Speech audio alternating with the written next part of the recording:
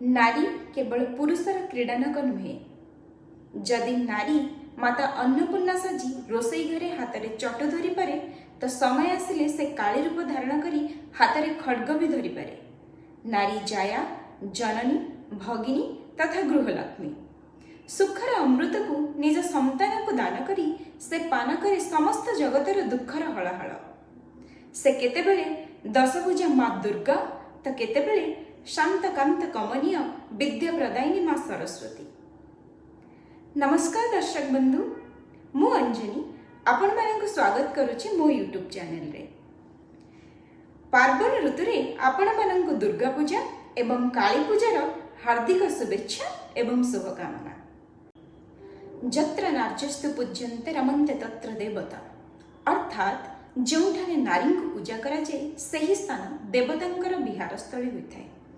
प्राचीन काल में द्रौपदींकर वस्त्रहरण भली जघन्य अपराध ठार आहुरी भयंकर दृश्य कन्या भ्रूण हत्या, बलात्कार, यौतुक निर्यातन पीड़ित होउछि नारी।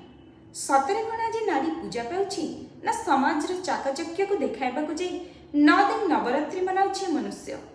काहेकि हेउछि नारी निर्यातना? क्यों गुण रे पछुआ अछि नारी? देशर प्रथम नागरिक राष्ट्रपति ठारू आरंभ करी महाकाशचारी पर्यंत सबु क्षेत्र में सबु वर्ग रे आगुआ नारी। तेबे नारी निर्यातना को प्रश्रय देउछि किए? जदि सतरे आपण माँ दुर्गा एवं माँ काली को पूजा करबा पई चाहुचंती तेबे कली जुग रे निज घरे साई पड़िसा एवं दुनिया रे थिबा समस्त नारी को सम्मान करंतु। नचेत महिषासुर को वध करबा पई तो गोटिए दुर्गा जन्म नैथिले। दिन आसब ए पृथ्वी पृष्ठर पापर भारसाम्य हटाइबा पई शह शह दुर्गा एवं शह शह काली जन्म नहीं पारंती। आजिर नारी कालीर भविष्यत। जदि नारी रहबनी ताहले शह शह डाक्तर, इंजीनियर, शिक्षक, वैज्ञानिक जन्म नेबे केमिति? जदि गोटे माँ कि नारी शिक्षित हुए से देशर शह शह नागरिकों को शिक्षित कर दे पारे। सेथिपई परा कथारे कहा जाइछि, जननी जन्मभूमिश्च स्वर्गादपि गरीयसी। आज्ञा हाँ, नारी शिक्षित हेले जाई ए देशर भविष्य आग को बढ़ी पारिबो।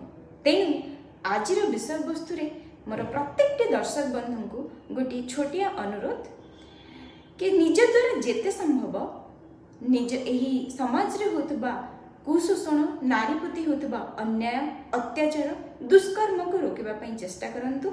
नारी को सम्मान दियंतु।